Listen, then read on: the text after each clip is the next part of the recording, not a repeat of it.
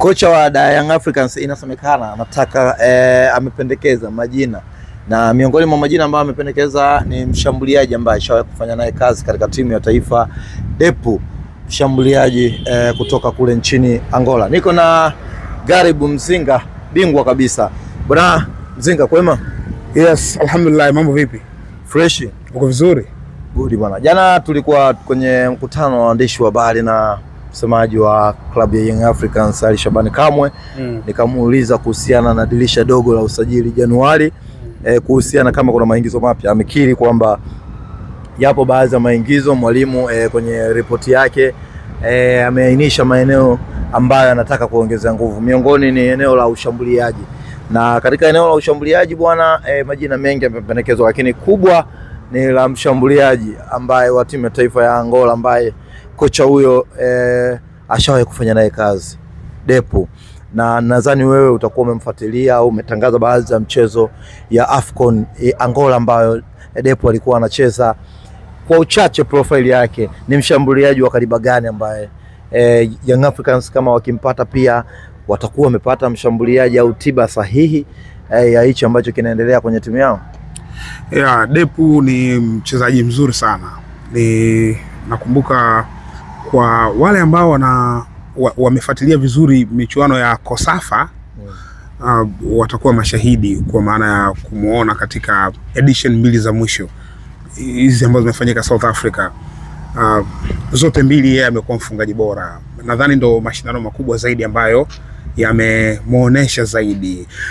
Introduction ya Depu ilikuwa kwenye finali za CHAN CHAN 2023 ile ambayo ilifanyika Algeria. Walikuwa kwenye kundi moja, Angola alikuwa kwenye kundi moja la Angola, Mauritania na Mali. Mechi ambayo ilikwenda sare ya magoli 3-3. Nakumbuka wachezaji wawili ambao waliperform vizuri sana, ilikuwa ni Yoro Mamadou Diaby, huyu beki ambaye kwa sasa yuko na Azam, lakini kwa upande wa Angola alikuwa ni Depu. Performance yake ilikuwa vizuri sana kwenye ile mechi. Aliscore magoli mazuri mawili, akatrend Afrika kuwa ni mshambuliaji hatari, na alikuwa akisumbua sana safu ya ulinzi ya Mali chini ya Yoro Diaby, na Yoro Diaby kwa wakati ule alikuwa anacheza Yelen Olympic. Ilikuwa performance nzuri sana. Depu that time anacheza Petros Atletico de Luanda. Baadaye akawa amekwenda zake Ureno, Gil Vicente ni klabu ya Ureno ambayo ina ule utamaduni wa kuscout sana Afrika, kuchukua wachezaji wengi wazuri ambao wanacheza Afrika. Kwa hiyo walimscouti na yeye huyu akiwa na Petro kapita kipindi kifupi sana, kwa sababu timu ambayo alicheza muda mrefu ni Lobito ya kwao huko Lobito.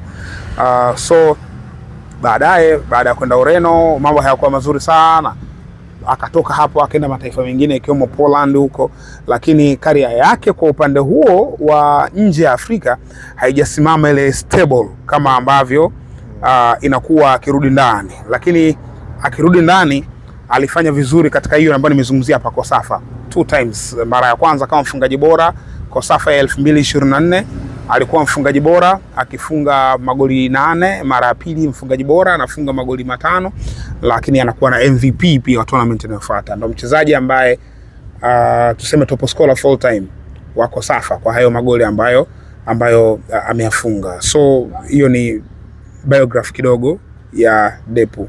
Ndio, kwa namna ambavyo anacheza ni striker wa namna gani? Ni kuna aina nyingi ya washambuliaji, ni mapocha, yule mshambuliaji ambaye anaweza kukaa na mali, kutunza mali, anaweza kukupa magoli. Kwa sababu tunaona Young Africans kwa namna michuano ambayo anashiriki ya ligi ya mabingwa, kuna muda unahitaji mshambuliaji ambaye atatunza mali. Kuna muda unataka mshambuliaji akupe moja kwa moja magoli. Ni style gani? Okay.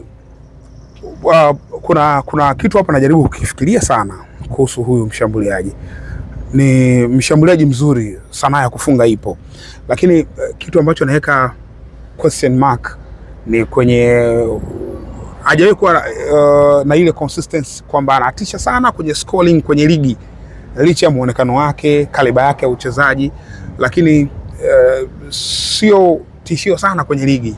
Umeona, anaonekana kufanya vizuri kwenye tournament, tournament zile mechi za playoff kwamba unapigwa unatoka, nikisema tournament sio, unanielewa, finals. Yes, zile finals anakuwa anafanya vizuri. That's why aliperform kwenye CHAN, akaperform kwenye Kosafa mara 2. Lakini kwenye ligi huko alikwenda hana namba hizo za kuridhisha. Ila katika tournament amekuwa akifanya vizuri. Saa inatokea wachezaji wa tournament wapo. Yaani kuna mchezaji kwenye tournament anakuwa hatari. Lakini ukija kumkuta kwenye ligi hivi namba zake zinakuwa tofauti. Rodriguez, yes, such kind. Wanakuwa hivyo, lakini kwenye ligi unakuwa tofauti. Unajua kuna tofauti wa zile tournament na ligi. Ligi ni marathon ya kukusanya alama 3 kila mechi. Tournament approaches zinakuwa tofauti. Approach za ligi inakuwa ni kukusanya alama. Approach ya tournament ni kuvuka kwenda hatua inayofuata. Kwa hiyo hata mipango kazi ya walimu inakuwa tofauti. Kwenye ligi mwalimu anaweza kawa anafunguka tu, anataka kusogeza timu mbele, ishambulie tu kwa nguvu ili akusanye alama.